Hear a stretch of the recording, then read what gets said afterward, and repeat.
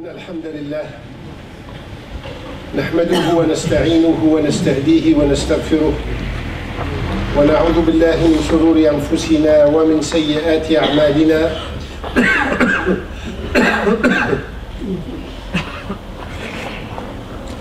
من يهد الله فلا مضل له ومن يضلل فلا هادي له، وأشهد أن لا إله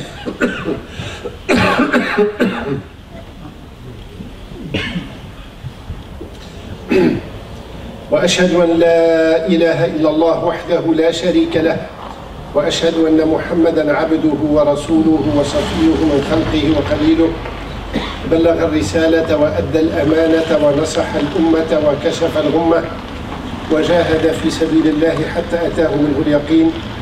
اللهم صل وسلم وبارك عليه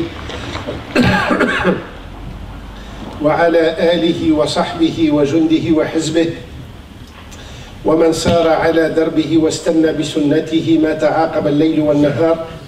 من يطع الله ورسوله فقد رشد، ومن يعص الله ورسوله فقد غوى، ولا يضر إلا نفسه ولا يضر الله شيئا.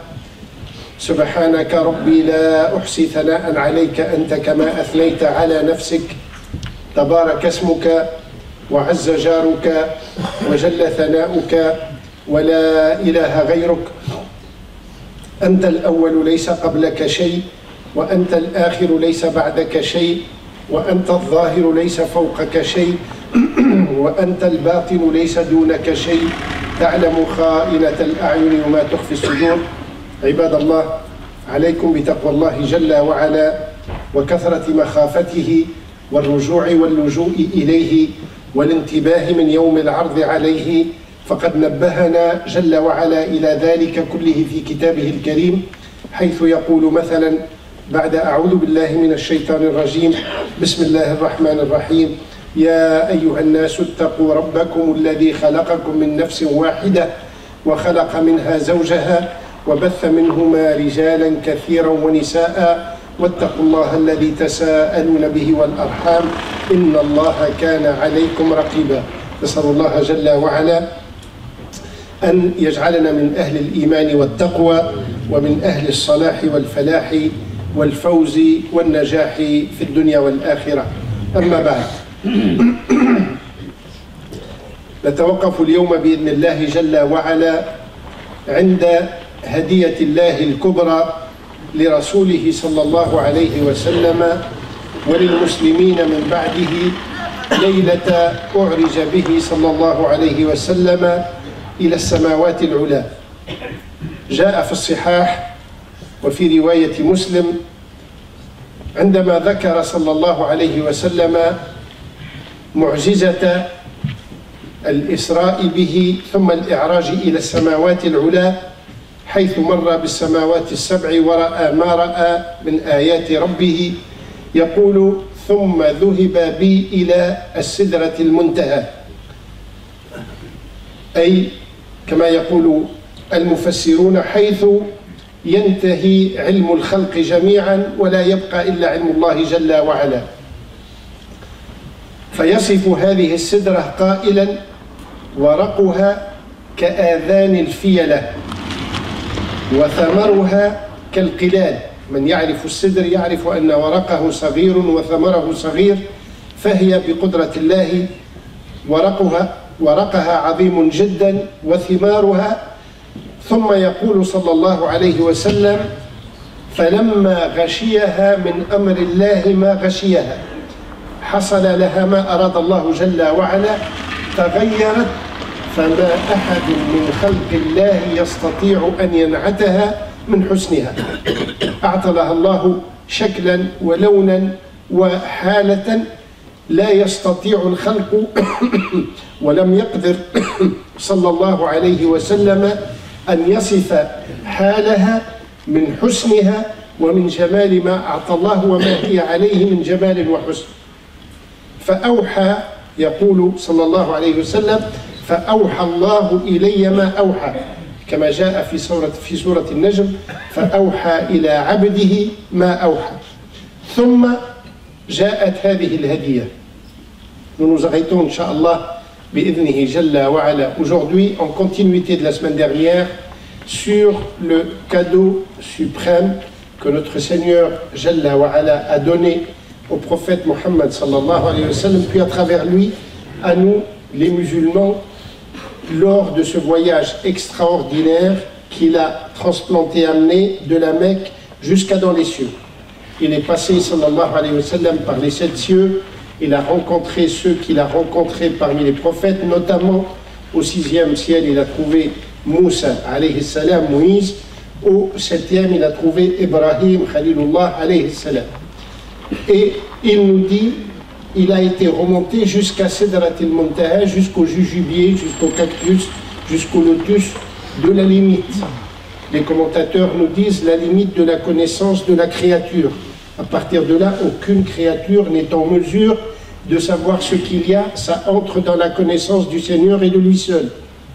Et à cet endroit, il nous décrit ce lotus, il nous dit, pour nous donner une image, ça avait des feuilles aussi grandes que les oreilles des éléphants et des fruits aussi grands que des jarres. Puis il nous dit, par une volonté divine, ce lotus a pris la forme, la couleur probablement de ce qu'il est, et il nous dit, il a pris une forme, une couleur qu'aucun être, aucune créature n'est capable de décrire, tellement c'était beau, c'était magnifique et extraordinaire. Et il nous dit à cet endroit de transcendance, Allah lui a transmis ce qu'il a transmis, et notamment il a institué ce cadeau suprême pour l'humanité, pour les musulmans, pour le prophète sallallahu alayhi wa sallam, وهو فريضة الصلاة. فيقول صلى الله عليه وسلم ففرض علي 50 صلاة في اليوم والليلة.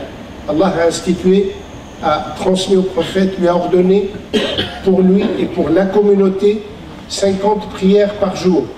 Et il nous raconte comment ces 50 prières ont évolué pour être ce que nous connaissons aujourd'hui.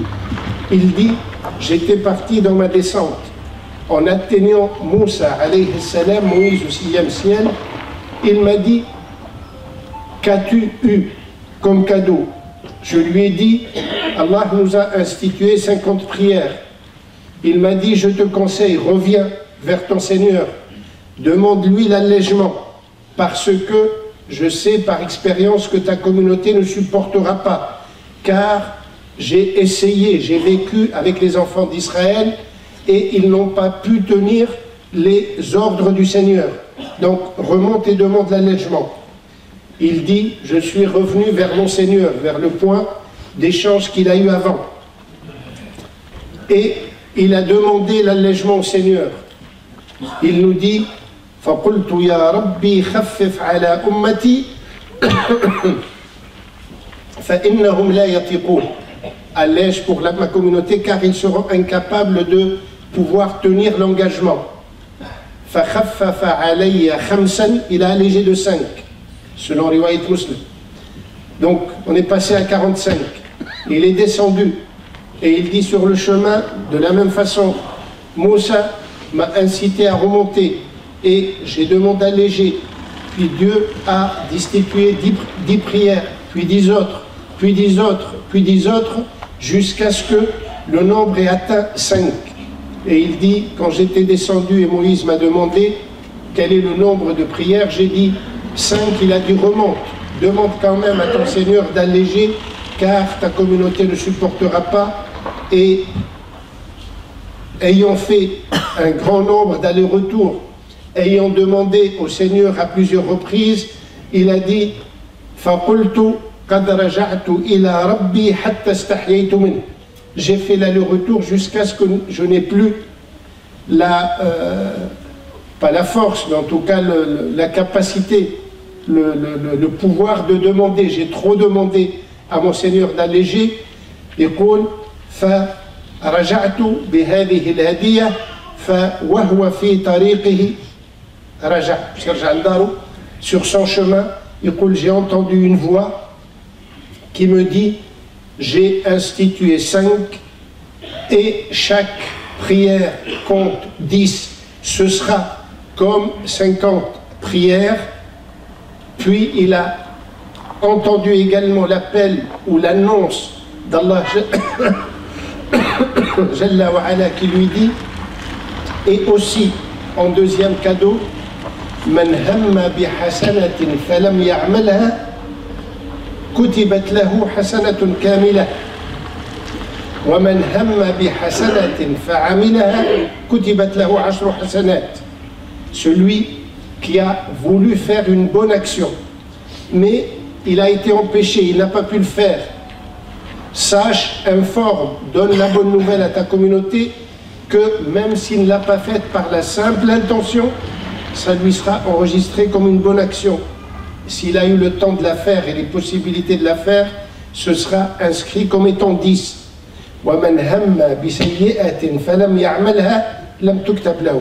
Et celui qui a voulu faire un péché, une mauvaise action, et il n'en a pas eu l'occasion, rien ne lui sera inscrit. Et celui qui fait un péché, ce sera inscrit pour lui comme étant un péché unique.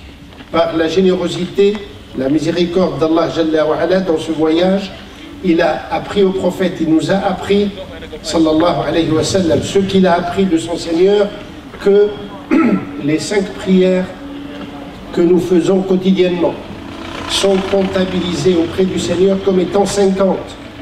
Que la bonne action qu'on a l'intention de faire, même si on n'a que l'intention et on a été empêché, on a voulu donner, on n'a pas pu, on n'a pas trouvé d'argent. La bonne action est comptabilisée. On a donné, c'est multiplié par 10. Et le péché qui a essayé de nous amener à tomber justement dans l'erreur, si on s'est freiné, on n'aura pas de péché, au contraire. Kutibat lahu hasana. Celui qui ne le fait pas, il n'aura pas de péché, et au contraire, c'est comme s'il a fait un acte de bienfaisance parce qu'il ne l'a pas fait. Et s'il le fait, ce sera un péché, ce ne sera pas multiplié. Dans le hadith al-Bukhari, on a à peu près la même description, le même récit de ce qui s'est passé, sauf que plutôt que diminuer 5 au début, puis 10, 10 et 10, ça a commencé par 10, 10 jusqu'à ce qu'il y ait 10, puis 5, puis le prophète sallallahu alayhi wa sallam, n'ayant plus la possibilité, en tout cas le tact de demander au Seigneur, il a accepté pour nous, et l'annonce a été que pour 5 prières, nous aurons l'équivalent, Inch'Allah, par la volonté de Dieu, de 50 prières. Tous les commentateurs nous disent que le cadeau extraordinaire du prophète sallallahu alayhi wa sallam dans toute sa vie, c'est ce voyage particulier. Et le summum des cadeaux qu'il a eu pendant ce voyage, c'est la prière qui a été instituée. C'est pour cela que la prière n'est pas une obligation dans le sens un fardeau. On la reçoit comme étant un moment de joie, comme un moment de paix, de quiétude, comme un moment qui nous détourne des souffrances et des difficultés de la vie pour être dans la relation intime avec le Seigneur.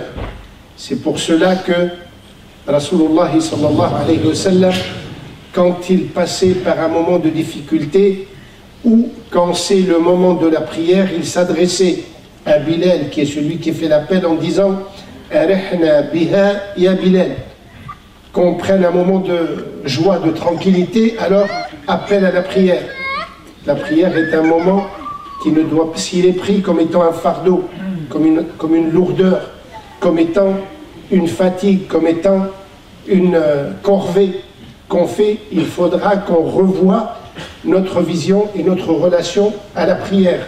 La prière, c'est un moment et il faudra que chacun d'entre nous travaille sur soi-même pour que la prière soit reçue, soit vécue comme un moment de rencontre particulière, parce que tu t'isoles de la vie et tu te mets en contact direct avec Allah Jalla wa Ala. C'est pour cela que les commentateurs nous disent c'est as-salatu imaduddin, c'est le pilier central de la religion. Avec la prière, la religion prend sens. Sans la prière, la religion, elle se disloque, elle se perd. C'est le deuxième pilier après la foi, mais c'est véritablement, une fois qu'on a la foi, celui qui prend en charge toute la religion. La façon dont on vit la prière dénote la façon dont on vit la religion. لهذا يقول لنا الرسول صلى الله عليه وسلم أول ما يحاسب عليه العبد يوم القيامة الصلاة. Le prophète nous dit, le premier jugement que tu auras le jour du jugement dernier concerne la salat, la prière. فإن صلحت, si c'est gagné, si c'est positif, si c'est bon, le reste sera bon. Mais si c'est perdu, le reste sera perdu. Non par méchanceté d'Allah Jalla wa ala, haja lillahi dhalik. Allah est amour, miséricorde et bienfaisance avec les humains, avec la créature. Mais il nous met en garde en disant, attention, si tu as réussi ta prière, Inch'Allah, tu réussiras tout le reste.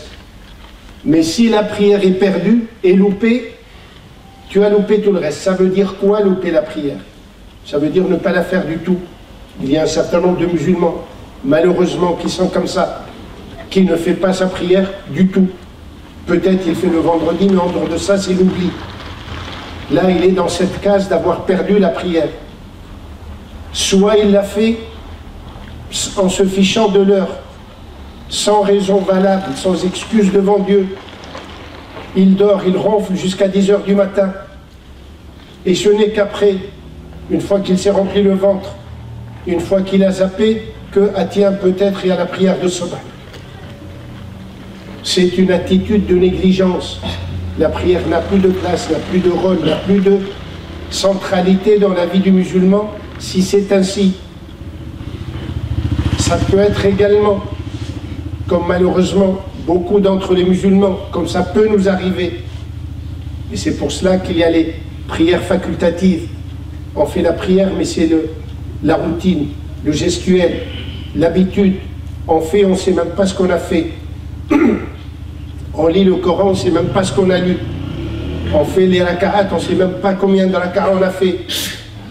Ou bien on fait la prière et on en sort pour aller plonger dans la vie avec la même attitude, le même comportement. C'est que la prière n'a été que superficielle. لأن ربنا جل وعلا يقول لنا إن الصلاة تنهى عن الفحشاء والمنكر. Nous connaissons tous ce verset. Il nous dit جل وعلا, certes, la prière désoriente, nous éloigne des turpitudes et des péchés, des bêtises et des péchés. Elle nous éloigne de tout cela. La contraposée, c'est quoi? Si on ne s'éloignait pas de cela, c'est que notre prière n'a pas joué son rôle. Si on ne s'éloigne pas des péchés et des bêtises, c'est que la prière était tellement superficielle qu'elle n'a eu aucun effet dans notre vie. Il faut que chacun d'entre nous, une fois qu'il prenne conscience que la prière est un cadeau extraordinaire. Entre la prière et la prière suivante, Allah te gomme les péchés. Dans la prière, tu te mets en contact avec ton Seigneur. Tu l'écoutes à travers la lecture du Coran. Tu t'adresses à lui à travers l'appel dhikr. Tu vis un moment particulier qui n'est donné à quiconque, si ce n'est aux musulmans dans la prière. Déjà, il faut prendre conscience de cela. Ne pas considérer que la prière, c'est juste l'obligation. Quand c'est que je m'en débarrasse, quand c'est que je l'ai fait, ça y est, alhamdoulilah, irtaht. Ce n'est pas dans ce sens-là qu'il faut l'apprendre. Et une fois que cette conscience est présente, il faut travailler sur soi en permanence. Chacun d'entre nous tombe dans l'erreur. Chacun d'entre nous tombe dans la prière faite de façon un peu en deçà de ce qu'il faut, sans la prise de conscience, sans la concentration, sans l'effort qui se doit, sans la relation intense avec le Seigneur, ça nous arrive à tous. Mais ce qui est important, c'est de retravailler cela tous les jours, de considérer comme la vie. La vie se renouvelle. Quand on dort la nuit, on est en chemin de disparaître, on peut disparaître, on peut ne plus ouvrir les yeux. Combien de personnes disparaissent en dormant? Allah nous insouffle la vie tous les matins. Il nous donne l'expérience tous les matins. Il nous donne l'occasion tous les matins de renouveler notre chemin. De la même façon, notre prière, c'est un renouvellement à chaque prière. J'ai loupé la précédente, j'essaie d'être mieux dans celle-là. Loupé dans le sens, je ne lui ai pas donné l'intensité qu'il faut, je ne lui ai pas donné la concentration qu'il faut. La prochaine, je fais mieux. Et encore la suivante, et encore la suivante. Et là, je peux m'appuyer sur cette promesse d'Allah et du prophète, sallallahu alayhi wa sallam. Là, je peux avoir la confiance dans la clémence et la miséricorde d'Allah. Là, je peux être convaincu qu'Allah Jalla wa Ala ne cherche pas et ne cherchera pas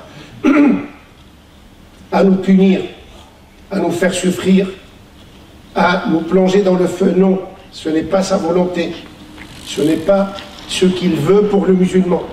Ma yaf'alullahu bi'adhabikum, que doit Allah à vous faire souffrir. Il ne veut pas cela. Il est au-delà de cela, mais faut-il que chacun d'entre nous se mette à la hauteur de sa foi et des enseignements de notre religion. Sallallahu jalla wa ala أن يجعلنا من أهل ذلك. أقول قولي هذا وصلي وسلم على سيدنا محمد وعلى آله وصحبه وسلم ولا حول ولا قوة إلا بالله العلي العظيم. ما توفيقي ولا اعتصامي إلا بالله عليه توكلت وإليه منيب. نعود بإذن الله إلى أمر الصلاة، وهذه مواضيع أيها الإخوة لن ننقطع عنها لأنها روح ديننا. بلا بها راه الدين ولا روتين ولات كيما نروحوا للسوق نشري ونجيو الصلاة نصلي ونمشيو. لابد أن كل واحد منا يراجع نفسه في هذه المواضيع الأساسية. راه ربي جعل الإسلام بني على 5، لأنها هي الركائز، هي اللي لازمك تعيشها كل نهار كل ليلة كل شهر كل أسبوع. تحرص عليها حتى تكون من أهل الدين حقا.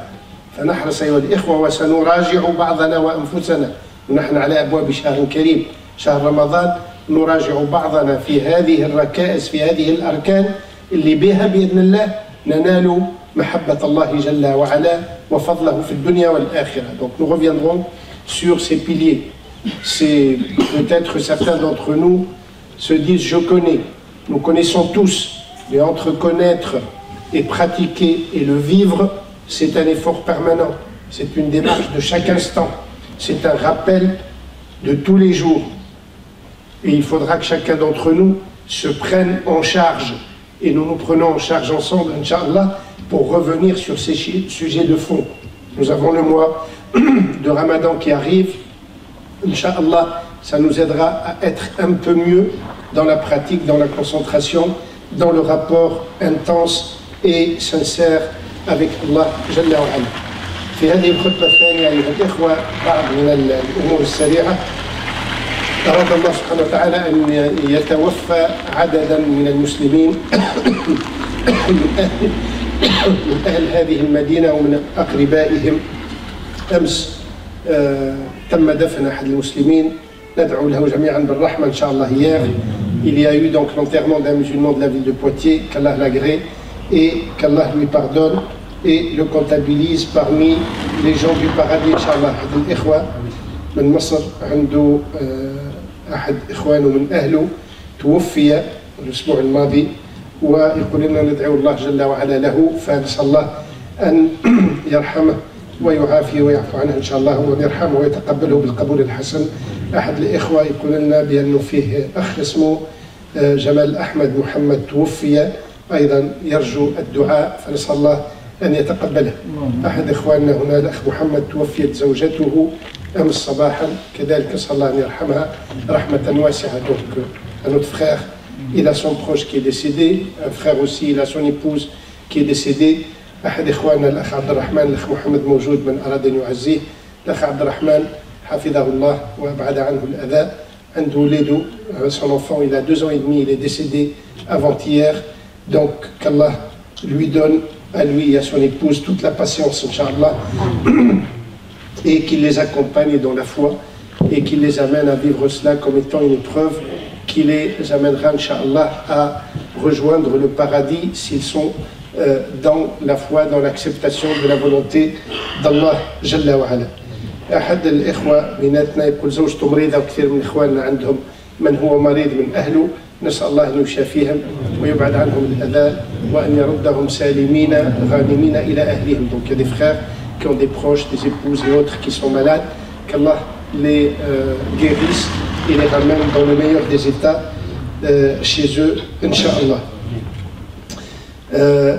L'Arbi'a al-Qadim, mercredi prochain, le 3, au soir, nous avons une rencontre à la maison diocésaine de Poitiers le soir sur le sujet la sécularisation, un défi pour les croyants, point d'interrogation. C'est un sujet d'échange, de débat. Il y a 2 intervenants, un musulman, un non-musulman, puis des échanges, puis un moment de partage avec des jus de fruits, avec des gâteaux. C'est des moments, nous avons 2 ou 3 rendez-vous dans l'année à faire comme ça. Tout le monde est invité. Ce n'est pas de la perte de temps, nous le rappelons à chaque fois. C'est un moment où les musulmans doivent être présents parce que par leur présence, ils marquent la présence de la communauté musulmane et la présence de l'islam et des musulmans et leur entière citoyenneté dans ce pays. Il ne faudra pas que nous vivions en marge de la société. C'est pour cela que tous les ans, on se donne 2 ou 3 rendez-vous que nous organisons avec d'autres, de façon à ce que nous connaissions un peu plus les autres, nous échangeons avec les autres et nous présentons le vrai visage de l'islam, Inch'Allah, à travers le débat et l'échange. Donc je répète, mercredi qui vient, dans 4 ou 5 jours, le soir, à 20h15, Inch'Allah, à la maison diocésaine à côté de l'espace Mendes France, il y a cette rencontre auquel tout le monde est convié. نسأل الله أن يوفقنا فيها لما يحب ويرضى إن شاء الله. Dernier point, Inch'Allah, nous avons aujourd'hui des invités, nos frères de Montluçon. La ville de Montluçon, c'est à 200-250 km d'ici. Ils sont comme nous dans le chantier d'une mosquée et ils demandent de l'aide. On a envoyé une équipe de chez nous pour faire la collecte chez eux. Donc nous sommes partis collecter chez la communauté pour ouvrir la porte des hasanats à des gens qui ne sont pas à Poitiers pour participer à la construction de notre mosquée et nous nous offrons l'occasion de participer à la construction de leur mosquée.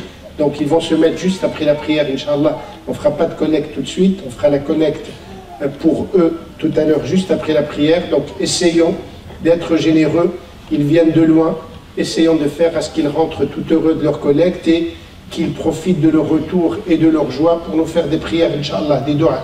Donc même ceux qui n'ont pas beaucoup d'argent, essayez de donner. Rafi sabillah ya akhwana, on a tkalmo à l'instant.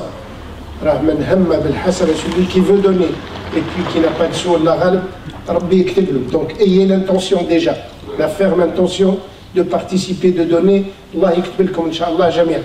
Et après, que chacun donne au-delà de ce qu'il voulait donner. Allah lui multiplie par 10 ونلقى فيها الخير والبركة والأجر من عند الله في الدنيا والآخرة. صلى الله أن يجعلنا من أهل الخير والعطاء. أقول قولي هذا وأصلي وأسلم على سيدنا محمد وعلى آله وصحبه وسلم. اللهم اغفر لنا ذنوبنا وإسرافنا في أمرنا وثبت أقدامنا وانصرنا على القوم الكافرين. اللهم آتنا في الدنيا حسنة وفي الآخرة حسنة وقنا عذاب النار وأدخلنا الجنة مع الأبرار يا عزيز وغفار. رب اغفر وارحم واعف وتكرم وتجاوز عما تعلم إنك أنت الله الأعز الأكرم. اللهم ارحمنا وارحم والدينا وارحم من علمنا وارحم كل من له الفضل علينا. اللهم ارحم موتانا، اللهم اشف مرضانا، اللهم بلغنا ما يرضيك آمالنا. اللهم أعنا على ذكرك وشكرك وحسن عبادتك. اللهم انصر الإسلام وعز المسلمين. اللهم اعلو بفضلك كلمتي الحق والدين. اللهم آمين، اللهم آمين. وآخر دعوانا أن الحمد لله رب العالمين. وقوموا إلى صلاتكم يرحمني ويرحمكم.